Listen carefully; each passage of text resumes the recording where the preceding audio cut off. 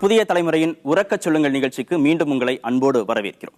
சமூக ரீதியாக கல்வி ரீதியாக பின்தங்கியவர்களை முன்னேற்றலாம், அதற்கு ஏதாவது ஒரு சிறப்பு ஏற்பாடுகளை செய்யலாம் அப்படின்னு இந்திய அரசியலமைப்பு சட்டத்திலேயே இருக்கு. அந்த அடிப்படையில உருவாக்கப்பட்டதான் இடஒதுக்கீடு. ஆனா இடஒதுக்கீடு சம்பந்தமா எந்த ஒரு தனிப்பட்ட விளக்கமும் அரசியலமைப்பு சட்டத்துல கொடுக்கப்படல. உலகத்துல எந்த நாட்டிலையும் கல்விக்காகவும் வேலை வாய்ப்புக்காகவும் இடஒதுக்கீடு இல்ல, ஆனா இந்தியாவில் மட்டும் ஏன் ஜாதி அடிப்படையிலான இடஒதுக்கீடு இருக்கு அப்படிங்கிற விமர்சனம் தொடர்ந்து முன்வைக்கப்படுகிறது. போராட்டங்கள் முன்னெடுக்கப்படுகின்றன. அவ்வப்போது நீதிமன்றத்துடைய கதவுகள் தட்டப்படுகின்றன. இது ஒரு புறம். இன்னொரு புறம் சமுதாயத்துல இன்னைக்கும் ஏற்றத்தாழ்வு இருக்கு, ஜாதிய வேற்றுமைகள் இருக்கு, எல்லாருக்கும் எல்லாமும் கிடைக்கல, அதனால இடஒதுக்கீடு வேணும். இப்ப இருக்கிற இடஒதுக்கீடு மட்டும் பத்தாது, தனியார் துறையிலையும் இடஒதுக்கீடு வேணும், ப்ரமோஷன்லையும் இடஒதுக்கீடு வேணும் அப்படிங்கிற கோரிக்கைகளும் முன்வைக்கப்படுகிறது. இது இன்னொரு புறம்.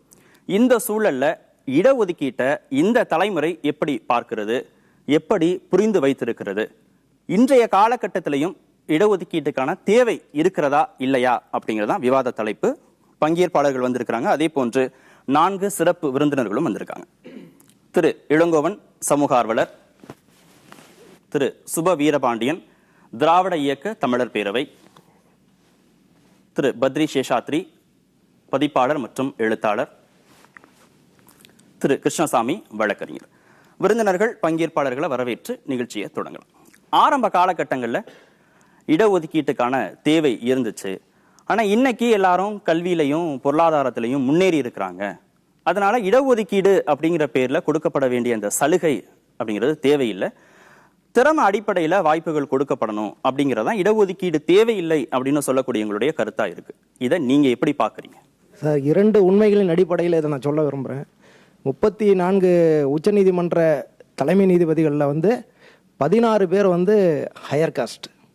இன்னொன்று பீகாரில் உள்ள ஐஏஎஸ் அதிகாரிகளில் 363 பேரில் 80 பேர், கிட்டத்தட்ட 35% ஹையர் காஸ்ட். மிக குறைவான அளவில் உள்ள ஹையர் காஸ்ட் மிக அதிக அளவில் ரெப்ரசன்ட் ஆகுறாங்க. இது சமூக நீதிக்கு சரியானதல்ல. அரசு என்ன சொல்லுதுன்னா 30% பேருக்கு மேல வறுமை கோட்டு கீழே இருக்காங்க. அந்த 30% வறுமை கோட்டு கீழே இருக்க எல்லாரும் பாத்தீங்கன்னா பெரும்பாலும் தாழ்த்தப்பட்டவர்கள், பிற்படுத்தப்பட்டவர்கள் தான். இவங்களை கை தூக்கி வரணும்னா, அடுத்து அவங்க ஸ்டேஜுக்கு வரணும்னா இவங்க அந்த இடஒதுக்கீடு ரொம்ப அவசியம். ஒடுக்கப்பட்ட மக்களுடைய வாழ்வாதாரம் உயர வேண்டும், கல்வி அறிவு உயர வேண்டும், சமுதாயத்தில் சம அந்தஸ்துடன் அவர்கள் பொருளாதார நிலை நல்ல நிலையை சமநிலையை அடைய வேண்டும் என்றால் அவர்களுக்கு இன்று இருக்கக்கூடிய விளிம்பு நிலை மாறி உயர்வு நிலை வர வேண்டும் என்றால் இந்த இடஒதுக்கீடு தேவை. இடஒதுக்கீடு என்பது ஒவ்வொரு ஒடுக்கப்பட்ட மக்களுடைய உரிமையாக பார்க்கிறது. ஒட்டுமொத்தமாக பல ஆயிரம், நூற்றுக்கணக்கான ஆண்டுகள், பல ஆயிரக்கணக்கான ஆண்டுகள் அந்த மக்களை அடிமைப்படுத்தி வைத்துவிட்டு வெறும் ஒரு 50-60 ஆண்டு காலம் சில உரிமைகளை கொடுத்து விட்டு இது போதுமா வேணாமான்னு ஒரு விவாதம் வைக்கிறதே ஒரு பேராபத்தான் நான் பார்க்குறேன். Schedule cost, schedule try, lower cost எல்லாமே இந்த காஸ்ட் பேசிஸில் பார்த்தீங்கன்னா சர்வே எடுத்து பார்த்தீங்கன்னா இந்த 69 இயர்ஸில் பார்த்தீங்கன்னா அவங்களோட டெவலப்மெண்ட் எதுவுமே நடக்கல. ஸோ ஸ்ட்ரைட் ஃபார்வர்டாக சொல்லணும்னா 69 இயர்ஸில் இவங்களோட டெவலப்மெண்ட்டே நடக்காதனால ரிசர்வேஷன் கேன்சல் பண்ணுற பேச்சே வரக்கூடாது. ரிசர்வேஷனை 3% கொடுக்குற இடத்துல 10% கொடுக்கணும். ஏன்னா மைனாரிட்டிஸ் போக போக கீழே போயிட்டு தான் இருக்காங்க, பேக்வர்ட் காஸ்ட் கீழே தான் போயிட்டு இருக்காங்க. இன்னைக்கு 15 பிரதமர் வந்திருக்கிறாங்க, 42 உச்சநீதிமன்ற தலைமை நீதிபதி வந்திருக்கிறாங்க, 20 தேர்தல் ஆணையர் வந்திருக்கிறாரு. இப்படி கணக்கிட்டீங்கன்னா எந்த ஒரு தாழ்த்தப்பட்ட ஒரு குடிமகன் அந்த பதவியில் போய் உட்காந்துருக்காங்க? இது வரைக்கும் இல்லை. ஏன் இடஒதுக்கீடு வேணாங்கிறீங்க? இன்றைய சூழல்ல இடஒதுக்கீடு தேவையில்லை அப்படின்னு எப்படி சொல்றீங்க? எதுக்கு இந்த இடஒதுக்கீடு? ஜாதியின் பேர்ல மக்கள் எதுங்கிறாங்க. நான் தாழ்த்தப்பட்ட நீங்க ஏன் சொல்றீங்க? உங்களுக்கு வேண்டிய உரிமை 100% தரோம். 100% திறமைசாலி உள்ள போ. இப்போ நான் ஒரு எக்ஸாம் எழுதினேன் சார், டிஎன்பிஎஸ்சி எக்ஸாம் எழுதினேன், 1 மார்க்ல எனக்கு போயிடுச்சு. இதே அடுத்த கேஸ்ட்காரங்க 46 வாங்கியிருந்தா உள்ள போயிட்டாங்க. அப்ப நான் எங்க போறது? அப்ப இடஒதுக்கீடு இதை ஒதுக்கியிருந்தாங்க, உயர்ந்த ஜாதி மேல போறாங்கன்னா இல்ல, 100% இடஒதுக்கீடு தரோம். நீங்களே வாங்க, திறமையானவங்க மேல போங்க. நான் அப்ப நினைச்சுக்கல, அப்பா என்னோட திறமையானவன் மேல வேலை செய்யறான், நமக்கு திறமை இல்ல கீழே வேலை செய்யறோம்னு நினைச்சுப்போம். இன்னும் 20 வருஷத்துக்கு அப்புறம், 25 வருஷத்துக்கு அப்புறம், 30 வருஷத்துக்கு அப்புறம் ஜாதியே இருக்கக்கூடாதுன்னு இன்னைக்கு நினைக்கிறீங்கன்னா கம்பல்சரி இடஒதுக்கீடு அவசியம் இல்லை. அப்படி இடஒதுக்கீடு இருக்குது அப்படின்னா ஜாதி யாராலும் மாற்ற முடியாது, அரசியலை யாராலும் மாற்ற முடியாது. இப்ப இருக்கக்கூடிய சூழ்நிலையில இடஒதுக்கீடு ஜாதி கட்சிகளினுடைய வளர்ச்சி அதிகமாவதற்கு மிக முக்கியமான காரணமாயிருச்சு. அதற்கு மிக முக்கியமான காரணம் இடஒதுக்கீடு. இடஒதுக்கீடு பயன்படுத்தி எனக்கு இந்த இடஒதுக்கீடு நான் உங்களுக்கு வாங்கி தரேன், எனக்கு நீங்கள் ஓட்டு போடுங்க, நான் இந்த ஏரியாவில் நான் பெரிய ஆளாகிறேன், ஸோ நான் ஒரு சாதி கட்சி உருவாக்குறேன். ஸோ இடஒதுக்கீட்டினுடைய தற்போதைய சூழலில் இடஒதுக்கீட்டுடைய மிக முக்கியமான காரணம் ஜாதி கட்சிகளுடைய ஆதிக்கம் அதிகமாகிறது. இந்த கோட்டா அப்படின்ற ஒன்றை வச்சுட்டு இவங்க அதை ஒரு கவசமாக பயன்படுத்திக்கிறாங்க. இதனால் மற்றவங்க பின்தங்கி போகிறாங்க. எதிர்த்தரப்பு நண்பர்கள் எல்லாருமே திறமையானவங்க, குறைச்சி மதிப்பிடலை. ஆனால் உங்ககிட்ட இருக்கிற கவசத்தை கைட்டுங்க, வெளிப்படையாக வாங்க, சேர்ந்து இருப்போம். சேரும்பொழுது யார் மெரிட்ல இருக்குமோ அவங்க கிட்ட ஒரு குவாலிட்டி இருக்கும். இந்திய அரசியலமைப்பு சட்டம் உருவாக்கும் போது அம்பேத்கர் அந்த சட்டத்திலே ஒன்று சொல்லியிருக்காரு, எந்த ஒரு தலித் இனத்தை சேர்ந்தவன் உயர் பதவியை அடைகிறானோ அன்று இந்த இடஒதுக்கீட்டை மாற்றி எழுதி கொள்ளலாம்னு சொல்லியிருக்காரு. இன்னி வரைக்கும் ஏன் மாத்தல? KR நாராயணன் வந்திருக்காரு, உயர் பதவி. இன்னைக்கு சுப்ரீம் கோர்ட், ஹைகோர்ட் எல்லாத்துலயுமே ஜட்ஜஸ் இருக்காங்க, இல்லாமலாம் இல்லை. திரு வீரபாண்டியன், ஜாதியை ஒழிக்க முடியாது இடஒதுக்கீடு இருந்தா. திறமை இருக்கிறவங்க தான் உயர் பதவிகளுக்கு வராங்க. அதனால இடஒதுக்கீடு அப்படிங்கிற கவசத்தை கலட்டி வைக்கணும் அப்படின்னு சொல்றதை எப்படி பாக்குறீங்க? ஒரு கேள்விதான். சமூகத்தில் ஜாதி இருப்பதால் இடஒதுக்கீடு தரப்படுகிறதா, அல்லது இடஒதுக்கீடு தந்ததால் ஜாதி உருவாயிற்றா?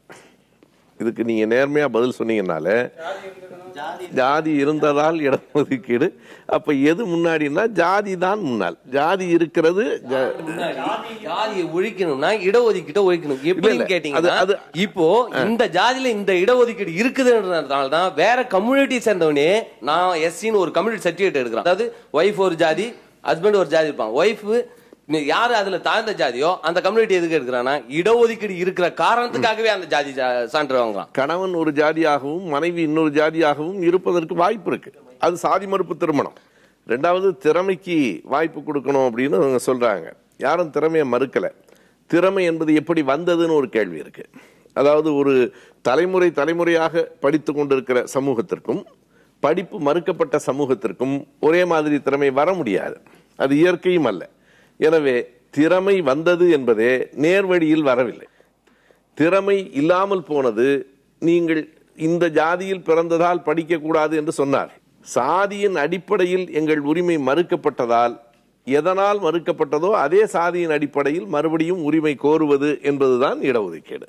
இடஒதுக்கீடு அப்படிங்கிறது சலுகை கிடையாது, உரிமை. அதையும் தாண்டி அதிகார பகிர்வு அப்படின்னு சொன்னாங்க.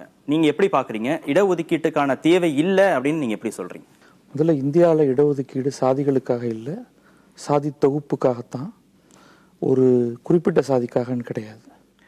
யார் எந்த சாதிகள் இந்த வரையறைக்குள்ள வரணும், அவர்களுடைய எண்ணிக்கை என்ன, அவர்களுக்கு அந்த தொகுப்புக்கு எத்தனை சதவிகிதம் இடஒதுக்கீடு தரணும், எதற்காக தரணும், எத்தனை காலம் தரணும், இது எல்லாமே அறிவியல் பூர்வமாக அணுக வேண்டியது. ஆனால் இங்கே அறிவியல் பூர்வமாக இந்த தளத்திலையும் இங்கே பேசுகிற இடத்துலையும் அணுகிற மாதிரி தெரியல, தெருவுலையும் அணுகிற மாதிரி தெரியல. இதை அறிவியல் பூர்வமாக அந்த உணர்வை கொஞ்சம் அடக்கி வைத்து விட்டு அறிவியல் பூர்வமாக பார்த்து யாருக்கும் பாதிப்பு ஏற்படக்கூடாது, அதே சமயம் யாரும் விடப்பட்டு விடக்கூடாது அப்படிங்கிற பார்வையில் அணுகினோம்னா ஏதோ ஒரு தீர்வை நோக்கி போக முடியும் அப்படின்னு நான் நம்புறேன். அதுதான் நம்ம இடஒதுக்கீடு முறை அமல்படுத்தப்பட்டா எத்தனை ஆண்டுகள் ஆனாலும் ஜாதியை ஒழிக்க முடியாது அப்படின்னு சொன்னார். அதுக்கு அவர் ஒரு உதாரணம் சொன்னார். 2 பேரு காதலிச்சு திருமணம் பண்ணிக்கிறாங்க. பெண் உயர்ந்த ஜாதி இல்ல ஆண் தாழ்ந்த ஜாதியா இருக்கிறான். இப்ப பேசக்கூடியதுல உயர்ந்த ஜாதி, இதுல எளிய ஜாதி அப்படின்னு நம்ம வச்சுக்கலாம். இதுல அவங்க என்ன முடிவுக்கு வர்றாங்க? திருமணத்திற்கு பிறகு இடஒதுக்கீடு இருந்தா நமக்கு சலுகை கிடைக்கும் அப்படிங்கிறதுல 2 பேர்ல யாரு இடஒதுக்கீடு அப்படிங்கிற அடிப்படையில அவங்க அந்த ஜாதியை முடிவு பண்றாங்க. இந்த சிக்கல்கள்லாம் இருக்கிற போது ஜாதியை ஒழிக்க முடியாது அப்படின்னு அவர் விளக்கம் சொன்னார். இதுக்கு யார்கிட்ட மறுப்பு இருக்கு? ஒரு இடைநிலை ஜாதியும் தாழ்த்தப்பட்ட ஜாதியும் அவங்க திருமணம் பண்ணிட்டு அவங்க என்ன இது போட்டுக்கிறாங்கன்றது அந்த இடஒதுக்கீடுக்கான பிரச்சனை. இதுல நமக்கு 3வது நபரை நம்ம திறமை அப்படின்னா இன்றைக்கு இருக்க காலகட்டத்தில் திறமை உள்ளவங்களுக்கு பல தளங்கள் விரிஞ்சிருக்கு. ஒரு 30 வருஷம் 40 வருஷத்துக்கு முன்னாடி நீங்க சொன்னீங்கன்னா அது ஒத்துக்க முடியும். இப்போ எல்லாரும் சொன்ன மாதிரி தனியார் நிறுவனங்கள் இருக்கு, திறமை உள்ளவங்க அதுல போயிட்டு இருக்கலாம். 2000 வருஷம் அமுக்கப்பட்டவங்க ஒரு 69 வருஷமா தான் அவங்களுக்கு ஒரு கதவு திறந்திருக்கு. அந்த கதவு வழியாக அவங்க வந்தாங்களான்றது வேற விவாதம். இப்பதான் அந்த கதவு திறந்திருக்கு. அவங்க ஒவ்வொருத்தரா வர்றாங்க, மெதுவா வர்றாங்க, வேகமா வர்றாங்க, வரட்டும். ஆனா அதுக்கு இடையில அந்த ஜாதியை தேர்ந்தெடுக்கிறாங்க, அது அவங்களுடைய பிரச்சனை. இது உங்களை எந்த வகையில கஷ்டப்படுத்துது? ஃபியூச்சர்ல எல்லாம் கிடைக்கும்ன்ற காரணத்துக்காக ஒண்ணு. இன்னொன்னு, பொதுநலன்னா சுயநலமா? நான் சொல்றது திறமையின் அடிப்படையில மேல வந்தாங்கன்னா நம்ம நாடு நல்லா இருக்கும். இடஒதுக்கீட்டால பயன்பெறுறவங்க SC ST மக்கள் மட்டும்தானா? BC MBC கிடையாதா? ஒரே பதில் மட்டும் சொல்லுங்க. மத்தவனும் உண்டு பிரதர், பயனாளி உண்டு இல்லையா? இப்ப நீங்க திரும்ப திரும்ப அது குறிப்பிட்ட ஜாதி மட்டும் ஏன் நீங்க சொல்றீங்க? நீங்க அங்க முதல்ல பேசின ஒருத்தர் சொன்னாரு, எனக்கு ஒரு மதிப்பெண்ல எனக்கு டிஎன்பிஎஸ்சி எக்ஸாம் போயிடுச்சு அப்படின்னு சொன்னாரு. உண்மை என்னன்னா, நீங்க பிசியோ எம்பிசியோ என்ன வேணா இருக்கட்டும், அது ஓகே. ஆனா உங்களுக்கு ஒரு மதிப்பெண்ல அந்த இடம் போனதுக்கு காரணம் எஸ்சியோ எஸ்டியோ கிடையாது. உங்க குரூப்ல இருக்கிற இன்னொரு பிசியால தான் உங்களுக்கு இடம் போச்சே தவிர கண்டிப்பா ஒரு எஸ்சியால எஸ்டியால உங்களுக்கு இடம் போகல. நீங்க 50 மார்க் வாங்குறீங்க, 49 மார்க் வாங்குறீங்க, நீ 50 மார்க் வாங்கிட்டு ஃபர்ஸ்ட் ரேங்க் போறான், சந்தோஷம். 49 மார்க் வாங்குறவனுக்கு ஃபர்ஸ்ட் ரேங்க் போட்டா அது ஒத்துப்பீங்களா? எல்லாத்துக்கும் மூளை 1 கிலோ 340 கிராம் தான். இது தாழ்த்தப்பட்டவருக்கு கம்மி, உயர்ந்தப்பட்டவருக்கு அதிகம் இல்ல. திறமையை எடுத்துட்டு வாங்க, வெளியில வாங்க. ரொம்ப சிம்பிளான ஜோக். ஒரு பார்வையற்றவன் கையில ஒரு தடி இருக்கு இல்லையா, அந்த தடி தான் இடஒதுக்கீடு. 100 மீட்டர் ரிலே ரேஸ்ல ஒரு பார்வையற்றவர் ஒருத்தர் இருக்காரு, நானும் இருக்கேன், என் கூட உசேன் போல்ட்டும் இருக்காரு. நாங்க 3 பேரும் ஓடுறப்போ எங்க 3 பேரும் கண்டிப்பா நாங்க ஈக்குவல், ஒரே தூரம் தான், 3 பேருமே மனுஷங்க தான். இப்ப என்ன சொன்னீங்க, அவருக்கு 350 கிலோ இருக்கிற மூளை, 350 கிராம் இருக்கிற மூளை தான் எனக்கு, 350 கிராம் எனக்கு இருக்கிற மூளை தான் இவருக்கு இருக்கு. ஆனா இவர் என்கிட்ட கண்டிப்பா ஜெயிக்கவே முடியாது. நான் கண்டிப்பா இவர்கிட்ட ஜெயிக்க முடியாது, உசேன் போல்ட் கிட்ட ஜெயிக்கவே முடியாது. அவருக்கு அதுக்குண்டான பிராக்டிஸ், அவங்க அப்பா அவங்க தாத்தா, உசேன் போல்ட் மட்டும் சொல்லாதீங்க, நான் பொதுவா சொல்றேன். 4000 வருஷமா அவங்க வாழ்ந்த வாழ்க்கை முறை வேற. 45 வயசுக்காரன் எக்ஸாம் எழுதுறதுக்கு அலோடு உண்டு, 40 வயசு எங்களுக்கு அலோடு இல்ல. என்ன ஓட்டப்பந்தயத்துல ஓட விட்டு பாருங்க, நான் முதலிடம் வருவேன். 2 சின்ன ஜாதிகளுக்கும் உயர் ஜாதி சேர்ந்தவங்களுக்கும் கல்யாணம் நடக்க போகும்போது பொதுவாகவே எந்த ஜாதியை தேர்ந்தெடுக்கிறாங்கனாக்கா உயர் ஜாதியை சேர்ந்தவங்களை தேர்ந்தெடுக்கிறாங்க, அல்லது அந்த ஆண்மகன் கல்யாணம் பண்ணக்கூடிய ஆண்மகன் சேர்ந்த ஜாதியை தான் பொதுவா தேர்ந்தெடுக்கிறாங்க. இது சொல்றது பொய்யான தகவல். இதை எனக்கு நான் உதாரணத்தோட சொல்ல முடியும். இல்ல, நானும் உதாரணத்தோட சொல்ல முடியும். என்னுடைய மாமியாரும் இரு தரப்பினர் திருமணம் செய்து தாழ்ந்த ஜாதியை செலக்ட் பண்ணது என்னால நிரூபிக்க முடியும். இல்ல என்னால அதிகமான, அதை விட அதிகமான இதை நிரூபிக்க முடியும். என்னுடைய மாமியாரும் என்னுடைய மாமனாரும் வெவ்வேறு ஜாதியை சேர்ந்தவங்க தான். அதுல மாமனாருடைய ஜாதியை தான் போட்டிருக்காங்க. அவர் மாமியார் தாழ்த்தப்பட்ட ஜாதியை சேர்ந்தவங்க. இது என்னாலையும் உதாரணம் கொடுக்க முடியும். இதை விட இது ஏன் தேர்ந்தெடுக்கிறாங்கனாக்கா அப்படியாச்சும் ஜாதியில விடுதலை ஆக மாட்டோமோன்னு சொல்லிட்டு தான். அது சொல்றது நீங்க இடஒதுக்கீடு கொடுக்காம சாதியை ஒழிக்க முடியாது சார். நீங்க அப்படி எல்லாம் சொல்ல முடியும். இடஒதுக்கீடு கொடுக்காம சாதியை ஒழிக்கணும்ன்றது முடியாது. சாதியை ஒழிங்க, நாங்க இடஒதுக்கீடு வேணாம்னு சொல்லுவோம். இப்போ அவர் சொல்றதெல்லாம் நியாயம் தான். அதாவது அவர் எல்லாருக்கும் பொதுவாக இருக்கிற வாதம் தான் அது.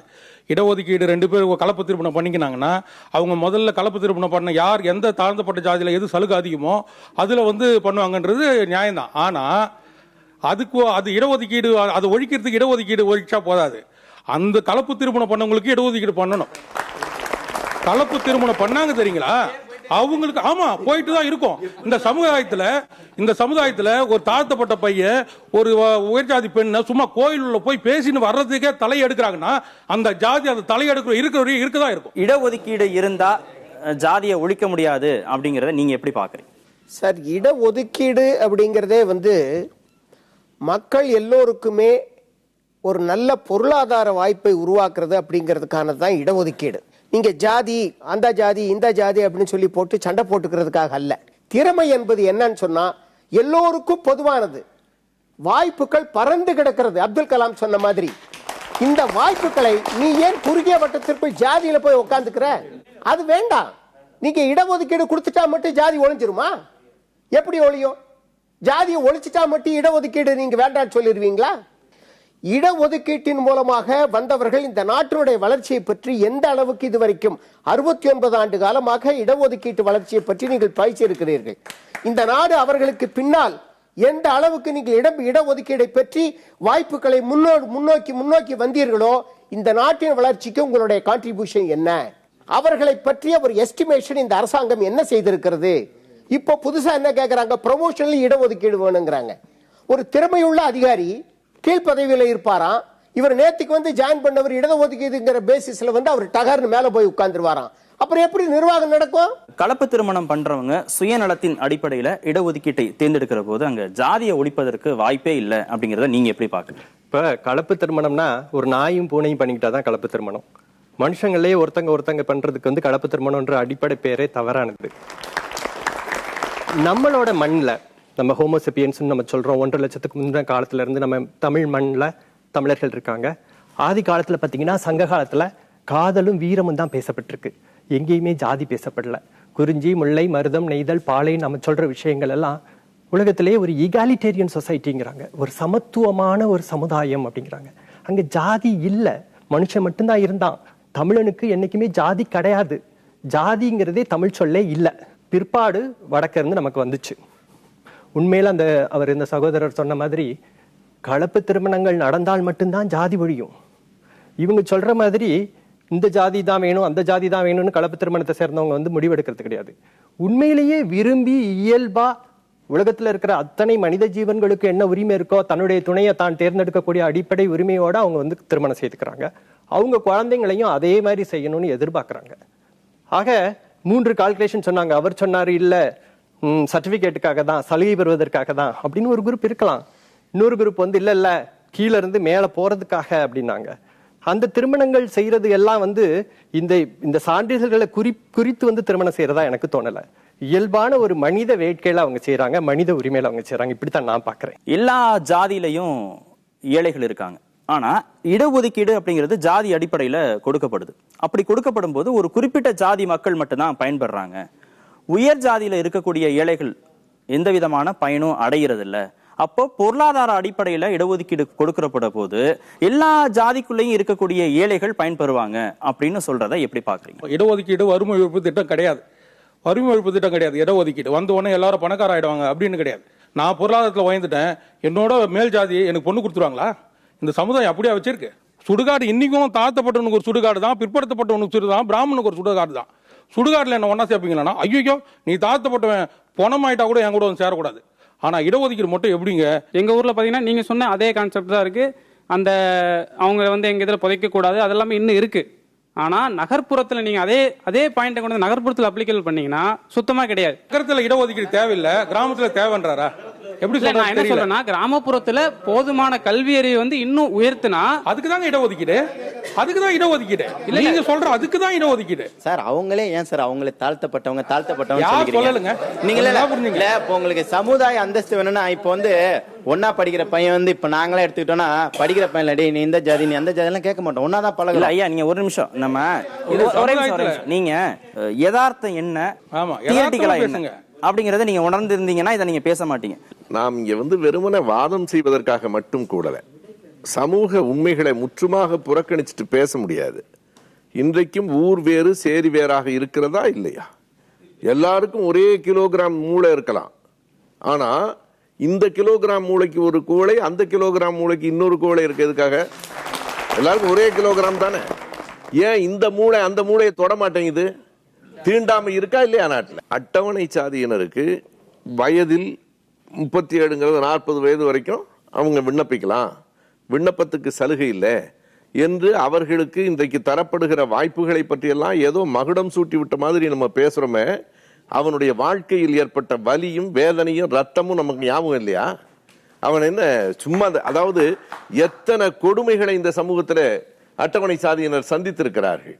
இது வழங்கப்பட்டிருப்பதற்கான அடிப்படை காரணமே அதிலிருந்து ஒரு மாற்று, ஒரு சமூகம் ஒரு சமத்துவத்தை நோக்கி நகர வேண்டும் என்று மனிதநேயம் உள்ள எல்லாரும் ஒத்துக்க வேண்டிய விஷயம். 50 வருஷமா பஞ்சாயத்து தலைவராக இருந்தவர் மேல்தட்டு மக்கள் தான். இன்னைக்கு அவருக்கு சாப்பிடக்கூடிய வசதி இல்லாத சூழ்நிலை இருக்கு. அவர் யாருன்னு இந்த ஐயா உங்களுக்கு தெரியும். அந்த ஏரியாவில் இருக்கிற ஒவ்வொரு பிரச்சனைக்கும் என்ன நடக்குது அப்படின்னா, பள்ளிக்கூடத்தில் பைய எடுத்துட்டு போற 5ஆம் கிளாஸ் பையன் பைக்குள்ள அருவா எடுத்துட்டு போறேன். ஏன்னா அங்க 5வது வகுப்புலயே அங்க உன் ஜாதி என்னன்னு சொல்லி கிராமத்துல வாங்கிட்டு வர சொல்லிடுறாங்க வியோட்ட. உயர் ஜாதி என்று சொல்லப்படுகிறவர்களில் ஏழைகளே இல்லைன்னு நான் சொல்லல, ஒடுக்கப்பட்ட மக்களில் செல்வர்களே இல்லைன்னு நான் சொல்லல. ஆனா நீங்க எதை கவனிக்கணும்னா, ஏழ்மையில் இருக்கிற ஒருவனுக்கு நீங்கள் பொருளாதார உதவி செய்யுங்கள். கல்வி கூடத்தில் இடம் என்பது அவன் ஏழைங்கிறதுக்காக இப்பவும் இருக்கேன். ஸ்டூடெண்ட்ஸ் எய்ட் ஃபண்டுங்கிறது என்ன, ஸ்காலர்ஷிப்புங்கிறது என்ன, அது ஜாதி பார்த்து ஒண்ணும் கொடுக்கலையே. இல்ல அது கிடைக்கிறதே இல்லையே. இல்ல அந்த வசதியே கிடைக்கலையே. ரெண்டு விஷயம் அதற்காக போராடுது. இலவசமா குழந்தைகளுக்கு கொடுக்கிற செருப்பு கூட அந்த கீழே இருக்கிறவங்களுக்கும் மேல இருக்கிறவங்களுக்கு கனெக்ட் பண்ணி கொடுக்கறதுனாலதான் இப்ப அந்த குழந்தைகளை அரசு பள்ளிக்கூடத்துல சேர்க்கறதே நிப்பாட்டாங்க. இல்ல ஐயா ஒரு நிமிடம். நீங்க வறுமையில இருக்கிறோம்னு சொன்னா பொருளாதார உதவி கேளுங்க. ஆமா, சாதியின் பெயரால் கல்வி மறுக்கப்பட்டவர்கள் கல்வி உரிமையை கேட்கிறார்கள். ரெண்டுக்கும் வேறுபாடு இருக்கு. நீங்க இந்த இடஒதுக்கீடு என்பது 3 தளங்கள்ல இயங்குது. ஒன்று கல்வி, இன்னொன்று வேலை வாய்ப்பு, மூன்றாவது அரசியல். இந்த நாட்டில் முதலாக இடஒதுக்கீடு வழங்கப்பட்டது அரசியல் தளத்துல தான். 1909 ஆண்டு இஸ்லாமியர்களுக்கு அரசியல் இடஒதுக்கீடு வழங்கப்பட்டது. அதுதான் முதல்ல. பிறகு வேலை வாய்ப்பில் இடஒதுக்கீடு மைசூர்ல வந்தது. இதற்கு முன்னால தனியார் சமஸ்தானத்துல கோல்காப்பூர் சமஸ்தானத்துல 1902 வந்தது. இடஒதுக்கீடு வேணுமா வேண்டாமா என்பது வேறு, இடஒதுக்கீடு எந்த அடிப்படையில் வேண்டும் என்பது வேறு. எந்த அடிப்படையில் வேண்டும்னா நீங்க அரசமைப்பு சட்டத்தை திருத்தணும். மொத்தத்துக்கே இதை எடுத்துட்டா ஜாதி பிரச்சனையும் ஒழியும், இடஒதுக்கீடை எடுத்துடலாம். ஏன்னா இடஒதுக்கீடு எடுத்த உடனே சாதி ஒழிஞ்சிரும்ட்டாங்க. நல்லது. இடஒதுக்கீட்டை எடுத்த உடனே எந்த சாதியில் வேண்டுமானாலும் எந்த ஜாதியில் வேணாலும் திருமணம் பண்ணுவீங்களா? ஏன் எல்லாருமே திருமணத்திலே போய் நிக்கிறீங்க? சொல்றேன். சாதி என்பது எங்கே உறுதிப்படுத்தப்படுகிறது நான் சொல்றேன். பிறப்பில் தீர்மானிக்கப்படுகிறது, திருமணத்தில் உறுதிப்படுத்தப்படுகிறது, சுடுகாட்டில் இறுதியாகவும் நிலைநிறுத்தப்படுகிறது. கொஞ்சம் பேசி முடிச்சேன். ஆனா இந்த 3 இடத்திலும் சாதி வேண்டும் என்று சொல்லுகிறவர்கள் கல்வியிலும் வேலை வாய்ப்பிலும் மட்டும் சாதி கூடாதுன்றீங்க. நான் என்ன கேட்கிறேன், கல்வியிலையும் வேலை வாய்ப்பிலையும் ஜாதி கூடாதுன்னு சொல்ற நீங்க திருமணத்திலையும் யாரும் ஜாதி பார்க்க கூடாது, சுடுகாட்டிலையும் யாரும் ஜாதி பார்க்க கூடாதுன்னு சொல்லுங்க, இதுலயும் ஜாதி பார்க்க. எந்த இடத்துல எல்லாம் ஜாதி கேட்கப்படுதோ அங்கெல்லாம் ஒதுக்கப்பட்டு நம்ம ஒதுங்கி வந்து புது விஷயத்தை உருவாக்கி பாருங்க. அங்க நீ திருமணத்தை பத்தி யோசிக்க மாட்டீங்க, குழந்தை பத்தி யோசிக்க மாட்டீங்க. எதுக்காக சொல்றேன்னா, அதாவது ஐயா சாதி பார்க்கல. ஓகே, நீங்களும் உங்கள் துணைவியாரும் வேற வேற சாதி, சரிதானா? மதமும் வேற ஜாதியும் வேற. சரி, அப்ப மதமும் வேற ஜாதியும் வேற. நீங்க எந்த ஜாதியில வேணாலும் உங்க பிள்ளைக்கு திருமணம் செய்ய தயாரா இருக்கிறீங்க. 100% ரெடி டு. கொஞ்சம் இருங்க. சமூகம் என்பது உங்கள் ஒரே ஒருவர் மட்டுமல்ல. நான் பேசுறது பாருங்க, நான் உங்களை பத்தி சொல்ல வரேன். ஒரு நிமிஷம் இல்லைங்க ஐயா, ஒரு நிமிஷம் இல்லைங்க. ஒவ்வொரு தனி மனிதரை பத்தி விவாதிக்க முடியாதுங்க. கொஞ்சம் பொறுங்க. கொஞ்சம் பொறுங்க. தனி மனிதர்கள்ல 1000 விதங்கள் இருக்கு. சமூக எதையுமே நீங்க பெரும்பான்மையை நோக்கி தான் முடிவு செய்ய முடியும். ஒன்றை புரிஞ்சுங்க. நீங்க கொஞ்சம் பேச விடுங்க. அதாவது உடனே பதில் சொல்றேன்னா பிறகு நீங்களே பேசுங்க. ஒரு பெரும்பான்மை நோக்கி முடிவெடுக்கப்படுகிற போது பெரும்பான்மையாக சமூகத்தில் சாதி பார்க்கப்படுகிறதா இல்லையா? நம்ம வந்து ஜாதியை ஒழிக்கிறோமா ஒழிக்கலையா அப்படிங்கிறது 2வது பிரச்சனை. ஜாதியை வந்து எக்காரணத்தை கொண்டோ முதலோ கடைசியோ எக்காரணத்தை கொண்டு கடந்த நீங்க சொல்ற மாதிரி 2000 ஆண்டுகள்ல இருந்து இந்த ஜாதியை வந்து ஒழிக்க முடியாது. இப்ப என்ன சொல்றாங்க, அந்த நண்பர் கேட்டாரு, நான் பணக்காரன் ஆயிட்டேன், நான் வேற ஜாதியில பொண்ணு எடுக்கணும், என்ன வந்து மதிப்பாங்களா? என் வீட்டுல நான் உன் வீட்டுல வந்து தண்ணி குடிக்கணும்னு ஆசைப்படுறேன். நீ ஏன் ஆசைப்படுற? நீ உன் வீட்டுல போய் ஆசைப்படு, உன் சொந்தக்காரன் கிட்ட போய் ஆசைப்படு. சமுதாயம்ங்கிறது என்ன சார்? சமுதாயம்ங்கிறது என்ன? அவன் பிரிவில் இருக்கக்கூடியது மட்டும்தான் சமுதாயமே தவிர நாம இவர் வீட்டுல போய் தண்ணி வாங்கி கொடுனா அதை ஒத்துக்க முடியுமா? ஐயா மாறிட்டாரு. அவர் சாதியை எப்படியாவது காப்பாத்தியே முடியாது. இதுதான் அவங்க முகம். வந்துட்டாங்க பாருங்க, பூனைக்குட்டி வெளியே வந்துச்சுன்னு வந்துச்சு பூனைக்குட்டி. அதுதான் சொல்றோம். நான் பக்கத்து சக மனிதனா பாருங்கன்னா நீ ஏன் அவன் வீட்டுக்கு போற? வீட்லயே இருந்துக்கோ. இது போல என்ன பேசுறாங்க? இந்த மாதிரி எண்ணங்கள் இருக்கிற இடஒதுக்கீடு இருக்கும். இந்த மாதிரி எண்ணங்களை ஒழிக்கிறதுக்கு தான் இடஒதுக்கீடு. இவங்க என்ன சொல்றாங்க, உங்களுக்குள்ளேயே நீங்க கல்யாணம் பண்ணிக்கீங்க, இதை ஒத்துக்கிறீங்களா எல்லாரும்? உங்களுக்குள்ளேயே கல்யாணம் பண்ணீங்கன்றது ஒத்துக்கிறீங்களா? 98% மக்கள் வந்து அவன் ஜாதியில தான் கல்யாணம் பண்ணிக்கிறான், சந்தோஷமா வாழ்க்கை நடத்துறான். இந்த 2% இருக்கிறவங்க தான் சாதி மறுப்புங்கிற பெயர்ல மற்ற குடும்பங்களில் இருக்கக்கூடிய அமைதியை கெடுக்கிறாங்க. வேற ஜாதியில கல்யாணம் பண்றவன் சமூகத்தில் அமைதியை கெடுக்கிறான் ஐயா சொல்றாரு. அதுல முதல் இடத்துல நீங்க இருக்கிறீங்க. அதுக்காக சொல்றேன். ஏன்னா நீங்க தான் சொன்னீங்க நான் வேற ஜாதியில திருமணம் பண்ணிட்டீங்கன்னு. நீங்க எல்லா கோஷையும் சேர்த்து தான் அமைதியை கெடுக்கிறதா ஐயா சொல்றாரு. இப்படி ஒரு அமைதி இருக்குமானால் அதை நாம் கெடுத்தே தீர்வோம் என்பதுதான். அதாவது சாதியின் பெயரால் அமைதி இருக்குமானால் அமைதியை கெடுத்தே தீர்வோம். இதுதான் வன்முறை. நீங்க வந்து சாதியை எதிர்ப்பது வன்முறை. இதுதான் வன்முறை.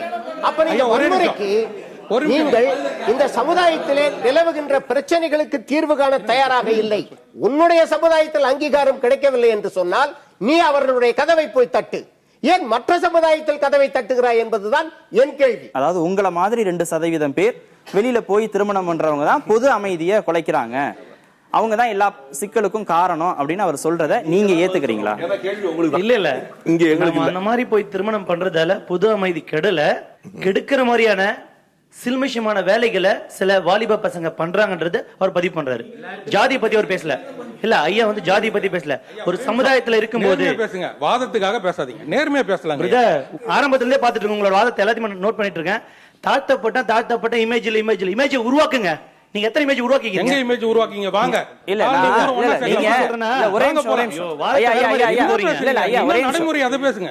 இடஒதுக்கீடு மூலமா திறமை இல்லாதவங்களுக்கு வாய்ப்பு கொடுக்கும்போது திறமை இருக்கிறவங்களுடைய வாய்ப்பு தட்டி பறிக்கப்படுது அப்படிங்கறத நீங்க எப்படி பாக்குறீங்க? ஏத்துக்கிறீங்களா? திறன் குறைஞ்சு போயிடும்ன்றது தான் உங்களுடைய குற்றச்சாட்டு. அந்த சைடு உள்ளவங்களுடைய குற்றச்சாட்டு அதுதான்.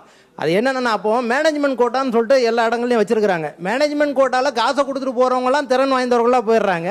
ஆனா இங்க இதுக்கு கொடுத்தா இந்த இதுக்கு கொடுக்கறது மட்டும் தப்பா போயிடுதா? எப்படிங்க சார் அது? அதே மாதிரி இந்த பிரச்சனைகள் அனைத்தும் 1% ஒரே 1% அரசு வேலை வாய்ப்பை மையப்படுத்தி பேசுறதுக்கே இவ்வளவு பிரச்சனைகள். மீது 99% வேலை வாய்ப்பும் பிரைவேடைசேஷன்ல எல்லார்கிட்டையும் யார்கிட்ட இருக்குனாக்க மற்றவங்க கிட்ட தான் இருக்கு. ஆதிக்க வர்க்கத்தினர் அவங்க கிட்ட தான் இருக்கு. அதை பத்தி நம்ம இன்னும் பேசவே போகல. அதுக்கு முன்னாடி இந்த 1%க்கு இவ்வளவு பிரச்சனைகள். திறமையானவங்களுக்கு இம்பார்ட்டன்ஸ் கொடுக்கணும்.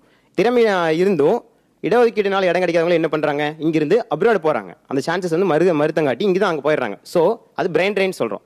தாதாபாய் அவர் வச்சு 130 வருஷத்துக்கு முன்னாடியே சொன்னாங்க. அது இப்போ ரிப்பீட் ஆயிருமோ உங்களுக்கு பயமா இருக்குது. கேள்வி ரொம்ப தெளிவானது.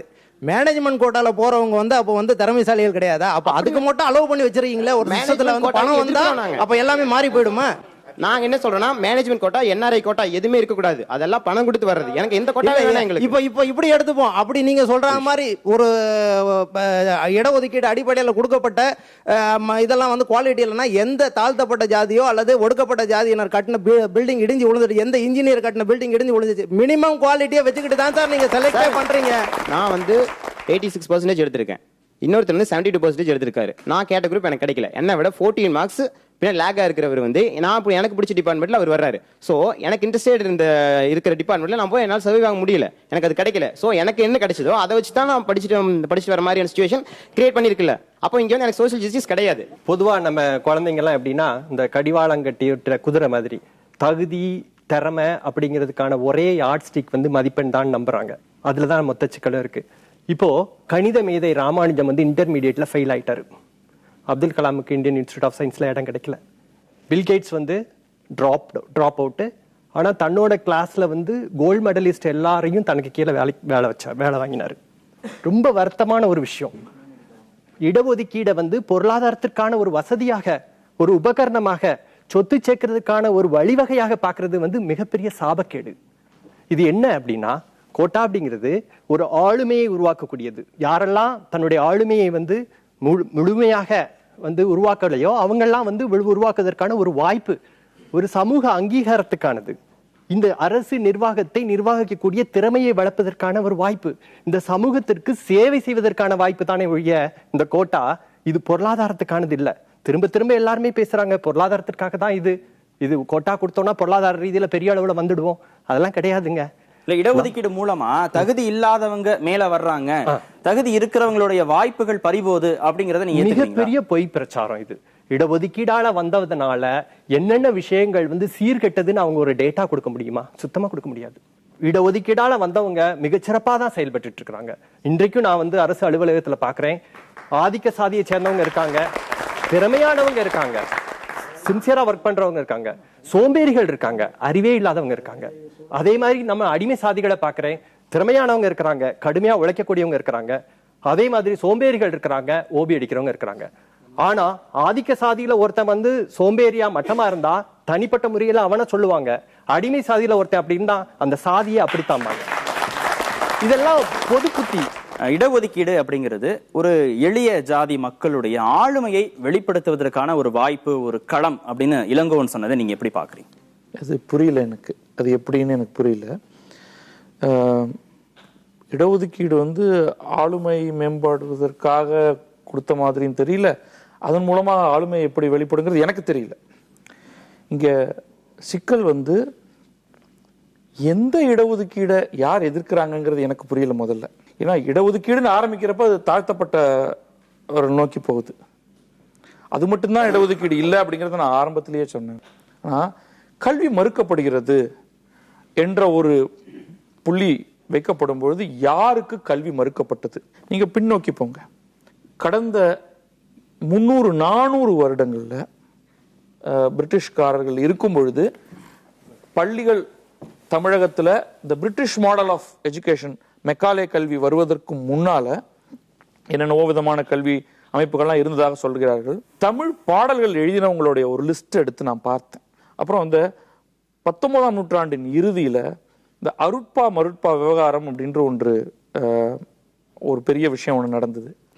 அப்போ ஒருவரை திட்டிக் கொண்டு ஆறுமுக நாவலரும் வள்ளலாரும் அவருடைய ஃபாலோவர்ஸும் பேசிட்டு அவங்க போட்ட தொகுப்பு மொத்தமா எடுத்து பார்த்தேன். அதுல இருக்கிறவங்களுடைய பேரெல்லாம் பார்த்தேன். அதுல பல சாதியினை சேர்ந்தவர்கள் எல்லாம் இருந்தாங்க. என்ன கல்வி மறுக்கப்பட்டிருந்தது யாருக்கு? நிச்சயமாக இதை நீங்க கவனிச்சு பார்க்கணும். நம்ம மருட்பா அருட்பா செய்தியை பத்ரி எடுத்து சொன்னார். அவருக்கு என்னை விட மிக நல்லா தெரியும் பதிப்பாளர் நம்முடைய ஆய்வாளர் சரவணன் அருட்பா மருட்பா என்று மிக விரிவாக ஒரு புத்தகத்தை எழுதியிருக்கார். அதுல இருந்து தான் தோழர் எடுத்திருக்கலாம் அல்லது அவர் தனி ஆய்வு பண்ணிருக்கலாம். அதே தானே, அதுதான். ஏன்னா இன்னைக்கு தமிழ்நாட்டில் ரொம்ப ஆதாரபூர்வமாக அந்த புத்தகம் தான் இருக்கு. எங்கிட்டையும் அது இருக்கு. அத்தனை செய்திகள் அது உள்ள இருக்கு. ஆனால் நண்பர் பத்ரிட்ட நான் ரொம்ப பணிவாக வைக்கிற விண்ணப்பம் எது என்றால், அது நடந்தது 19ஆம் நூற்றாண்டில். 1836 ஒரு பொது கல்வி திட்டம், பப்ளிக் ஸ்கூல் ஸ்கீம் எல்லாருக்கும். ஏன் நீங்க, நான் ஒரு கேள்வி கேட்கிறேன், எல்லோருக்கும் கல்வி இருக்குமானால் பொது கல்வி திட்டம் என்று 1836 ஒன்று உருவாக வேண்டிய அவசியம் என்ன? எல்லோருக்கும் கல்வி பொதுவாக இல்லை என்பதால் தான் அப்படி ஒண்ணு வந்தது. மெக்காலேயினுடைய கல்வி திட்டம் குமாஸ்தாவா தாங்க ஆக்குச்சு. போயிட்டு போது அடிமையா இருந்த எங்களை குமாஸ்தாவாவது ஆக்குச்சு. ஆங்கிலேயர்கள் வந்து கல்வி கொடுக்க ஆரம்பித்து அந்த பள்ளி முறை வந்து அதற்கு பிறகும் இன்னும் பரவலாக போகணுங்கிறதுல இருந்து எனக்கு மாற்று கருத்து இல்லை.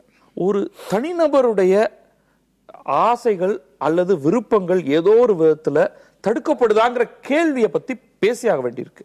எது சரி எது தவறுங்கிறத நம்ம ஒட்டுமொத்தமாக அதுல இருந்து சீர்தூக்கி பார்க்கணும். ஒருவர் வந்து எனக்கு ஒரு விருப்பம் இருக்கு, நான் அதை செய்வதற்கு ஏன் இந்த நாட்டில் எனக்கு இடமில்லை அப்படிங்கிற ஒரு கேள்வி அவங்க எழுப்புறாங்க. அந்த கேள்வியே இருக்கக்கூடாதுன்னு நம்ம சொல்ல முடியாது. அப்ப அதை ரிகன்சைல் பண்ணணும் இல்லையா?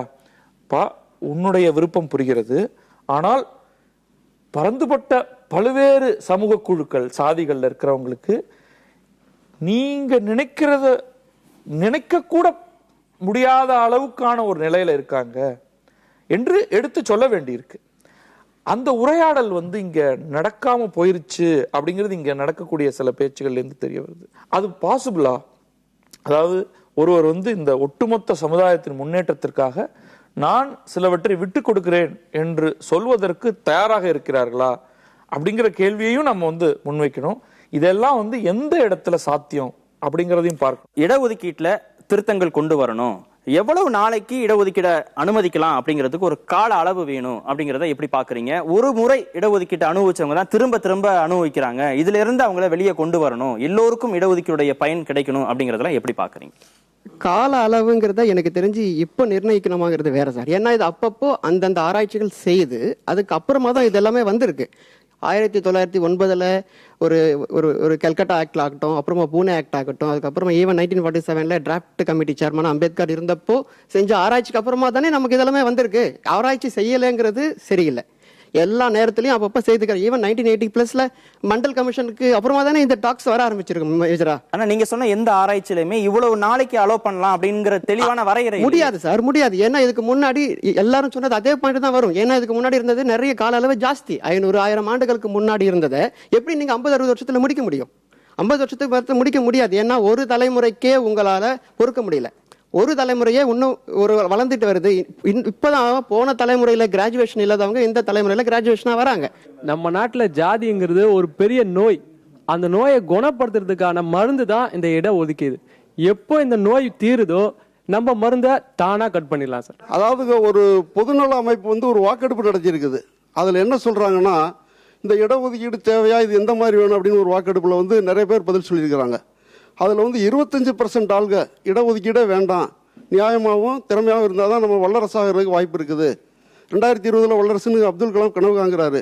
அதுக்குரிய அடுத்த ஸ்டெப் என்னங்கிறத நம்ம தானே யோசிக்கணும். இடஒதுக்கீடு கொடுத்துட்டு யார் யாரெல்லாம் இதில் வந்து எக்கனாமிக்கலி டெவலப் ஆயிட்டாங்க அப்படின்னு சொல்லி ஒரு டேட்டா பேஸ் ரெடி பண்ணி கவர்மெண்ட், இப்போ இந்த ஷோவை பார்த்துட்டு இருக்க இந்த கவர்மெண்ட் தயவு செய்து இந்த டேட்டா பேஸை ரெடி பண்ணி அது பிரகாரம் யார் யார் டெவலப் ஆயிட்டாங்களோ அவங்களுக்கு எல்லாம் வந்து கட் பண்ணிட்டு யார் யார் இன்னும் தாழ்த்தப்பட்டிருக்காங்களோ, அதாவது சமூக ரீதியா இல்ல எக்கனாமிக்கலி பேக்வர்டா இருக்காங்களோ அதை திருப்பி அந்த இடஒதுக்கீடை வந்து திருப்பி அவங்களுக்கு போகணும். திருப்பி அவங்க வந்து டெவலப் ஆன உடனே திருப்பி இப்படிதான் ஒரு சோசியல் எக்கனாமி ஒரு ரெவல்யூஷனை வந்து கொண்டு வரும்.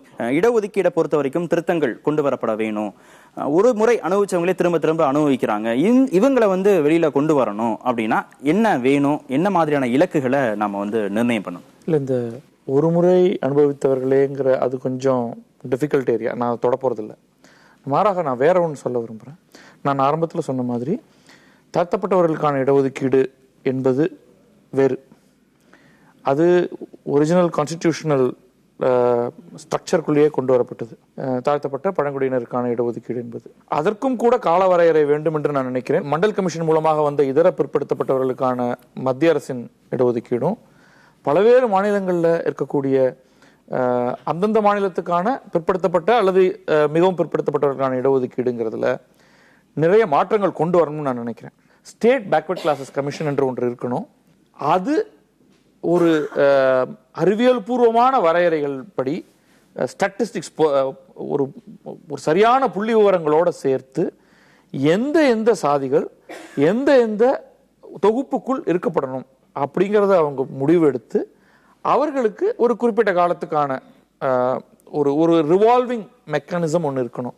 யாரெல்லாம் மண்டல் கமிஷன் வந்து அவரோட அறிக்கை சட்டமாக்கப்பட்ட போது யாரெல்லாம் போராடினாங்களோ அவங்க இன்னைக்கு ரிசர்வேஷன் பத்தி பேசுறாங்க பட்டேலுடைய. அப்போ ஒரு முறை ஒதுக்கீடு கூடாதும்பாங்க, இன்னொரு முறை ஒதுக்கீடு வேறொரு வடிவத்தில் இருக்கணும்பாங்க, மூன்றாவது முறை இதற்கு வந்து சமூக நீதியாக அமையக்கூடாது பொருளாதார ரீதியாக அமையணும் அப்படிம்பாங்க. ஆக இது ரெண்டாவது கேட்டகரி. இந்த கேட்டகரியோட அந்த அவங்க பாஷையிலே சொல்லணும்னா சாத்தான் ஓதும் வேதங்கள்னு சொல்லலாம். அவங்க சொல்ற விஷயங்களை நம்ம மனதில் கொண்டு நம்ம இந்த மாற்றங்களை வந்து முன்னெடுத்துட்டு போக முடியாது. நமக்கு தெளிவா தெரியும் எப்படி பெண்ணுன்னா காலமெல்லாம் பெண் தான், பெண்ணுக்கு இடஒதுக்கீடு. ஊனமுற்றோர்னா காலமெல்லாம் ஊனமுற்றோர் தான் இடஒதுக்கீடு. அதே மாதிரி இப்ப முன்னாள் ராணுவத்தினர் காலமெல்லாம் அவர் அப்படித்தான் இடஒதுக்கீடு. அதே மாதிரிதான் என் தாத்தனும் ஒரு தலித்துனா நானும் என் தலித்துனா என் பேரனும் தலித்து தான், எனக்கு இடஒதுக்கீடு. ஒரு உதாரணத்துக்கு சொல்றேன். எது நிரந்தரமான அடையாளமோ அந்த அடிப்படையில தான் இடஒதுக்கீடு கொடுக்க முடியும். பொருளாதார ரீதியில இடஒதுக்கீடு கொடுக்க முடியாது. ஆனா இந்த எளிய விஷயம் கூட நமக்கு புரியறதெல்லாம் குழப்பிக்கிட்டே இருக்கிறோம். இதுக்கான காரணம் சமூக நீதி பற்றின முறையான பாடத்திட்டங்கள் நம்ம குழந்தைங்களுக்கு சொல்லி தரல. எவ்வளவு பேர் எவ்வளவு தூரம் முன்னேறி இருக்கிறாங்க அப்படிங்கிறத பரிசோதனை பண்ணிட்டு அதோட ஸ்டெபிலைசேஷன் பீரியட் நம்ம கொடுத்துட்டு நம்ம அன்றைக்கு என்ன ரியாலிட்டி இருக்கோ அதுபடி நம்ம செய்துக்கலாம். ஓகே திரு கிருஷ்ணன், இதை நீங்க ஏத்துக்கிறீங்களா? யாரு சொல்றாங்கிற அடிப்படையில தான் மாற்றங்கள் வேணும், அந்த அறிவுரைகளுக்காக மாற்றங்கள் தேவையில்லை அப்படிங்கறத நீங்க எப்படி பாக்குறீங்க? அதாவதுங்க, வாழ்க்கையில கஷ்டப்படுறவன் ரிசர்வேஷன் கேட்பான். விவசாயம் பட்டேல் இனத்தவர்கள் வந்து காலங்காலமா விவசாயம் செஞ்சுக்கிட்டு இருந்தாங்க, வியாபாரத்துக்கு போயிட்டாங்க. அவர்கள் வந்து ஒரு காலத்துல வந்து விவசாயம் செஞ்சு சந்தோஷமா வாழ்ந்தாங்க. இன்றைக்கு எந்த விவசாயி கடன் இல்லாம இருக்கான்? பல லட்சக்கணக்கான விவசாயிகள் வந்து தற்கொலை பண்ணிக்கிறான். அதனால என்னுடைய வாழ்க்கையில் நான் கஷ்டங்களை சந்திக்கிறேன், இந்த கஷ்டங்களுக்கு விடிவு காலம் வராதா அப்படின்னு கேட்கிறான். அப்போ இடஒதுக்கீட்டை கேட்கிறான். அதே மாதிரி மற்றவர்கள், மற்ற ஜாதியினர், எத்தனையோ ஜாதியினர் தங்களுடைய வாழ்க்கையில் அரசு உத்தியோகம் கிடையாது, பென்ஷன் கிடையாது, நல்ல சம்பளம் கிடையாது, என்னுடைய சமுதாயம் கஷ்டப்படுதுங்கிற போது எனக்கு இடஒதுக்கீடு கொடுன்னு கேட்கிறான். இல்லைன்னா எல்லாத்துக்கும் கொடுக்காதேங்கிற நியாயமான கேள்வி தானே அது. என்னுடைய ஒரே ஒரு ஆசை, ஒரு ஓட்டப்பந்தயத்தில் 10 பேர் ஓடுகிறார் என்று சொன்னால் 1, 2, 3 மட்டும் தேர்வு செய்யாதே, 10 அந்த எல்லையை ஒரே நேரத்தில் அடைய வேண்டும். அதற்கு அரசாங்கம் என்ன திட்டம் போடுகிறதோ அந்த திட்டம் தான் இந்த மக்களை வாழ வைக்கும். திரு வீரபாண்டியன், இடஒதுக்கீடு கொடுக்கப்பட்ட இத்தனை ஆண்டு காலமாக இடஒதுக்கீட்டால் பயன் பெற்றவர்கள் கொடுத்த பங்களிப்பு என்ன அப்படிங்கிறது தான் அவருடைய கேள்வியோட முக்கியமான சாராம்சம். இந்த இடஒதுக்கீடு ஏன் வந்தது என்றால் சாதியின் பெயரால் ஏற்றத்தாழ்வுகள் உள்ள சமூகத்தில் சாதிக்கு மாற்றாக இடஒதுக்கீடு வந்தது. ஒரு காய்ச்சலுக்கு மருந்து கொடுக்கிறோம், எவ்வளவு நாளைக்கு மருந்து கொடுக்கணும்னா காய்ச்சல் தீர்ற வரைக்கும் கொடுக்கணும். ரொம்ப எளிமையான செய்தி. கால வரையறை எப்படி என்றால் சாதி இருக்கும் வரை இடஒதுக்கீடு இருக்கு. சாதி ஒழிஞ்சன்னைக்கு மறுநாள் அப்புறம் வச்சுக்கணும் நீங்க கேட்கக்கூடாது. சாதி ஒழிஞ்ச உடனே இடஒதுக்கீட்டை நாம் ஒழித்து விட வேண்டும். அது வரைக்கும் இடஒதுக்கீட்டில் ஒரு மாற்றம் என்றால் விகிதாச்சார அடிப்படையிலான இடஒதுக்கீடு 100%. 20% இந்த தொகுப்பில் இருக்கிறார்கள்னா அவங்களுக்கு 19 கொடுங்க, 1% எடுத்து வைங்க. எதற்காக என்றால் 95% பிரித்து கொடுத்ததற்கு பிறகு எல்லாருக்கும், ஒரு பார்ப்பனர்கள் 3% இருக்காங்கன்னா கண்டிப்பா கொடுத்துருங்க. அவங்கவுங்களுக்கு உள்ளதை கொடுத்துட்டு மீதம் இருக்கிற 5% 5 விதமான மக்களுக்கு பிரிச்சு கொடுத்துருங்க. சாதி மறுப்பு திருமணம் செய்து கொண்டவர்களுக்கு, மாற்றுத்திறனாளிகளுக்கு, மிகப்பெரிய விளையாட்டு போன்றவைகளில் திறமை உடையவர்களுக்கு, அவங்களுக்கெல்லாம் நம்ம தனித்தனியாக ஒரு இடத்தை பிரித்து கொடுக்கணும். எனவே அப்படிப்பட்ட தகுதி திறமைக்கு 5% இடங்களும் 95% அவரவர் சமூகத்தில் எவ்வளவு பேர் இருக்கிறார்களோ அதை கொடுப்பது எல்லா விதத்திலும் நியாயம். யாருக்கும் எதிரான கருத்து இல்லை. இதுதான் தீர்வு என்று நாங்கள் கருதுகிறோம். நன்றி. ஜாதிகளே இல்லாத இந்திய சமூகம் அப்படிங்கிறது எந்த அளவுக்கு சாத்தியம் அப்படிங்கிறது ஒரு கேள்வி. ஜாதி அடிப்படையிலான பழக்க வழக்கம் இருக்கு, ஜாதி அடிப்படையிலான நம்பிக்கைகள் இருக்கு, ஜாதிக்குள்ள திருமணம் இருக்கு, ஜாதி கடவுள் இருக்கு. இப்படி ஆன்மீகம் தொடங்கி அரசியல் வரைக்கும் எல்லா இடங்கள்லயும் ஜாதி இருக்கும்போது ஜாதிகள் இல்லாத ஒரு சமூகத்தை படைக்கிற வரைக்கும் இடஒதுக்கீட்டுக்கான தேவை இருக்கு அப்படிங்கிறத நம்மளால புரிந்து கொள்ள முடியுது. அதையே நம்ம ஒரு கால அளவாகவும் நிர்மாணம் செய்யலாம்.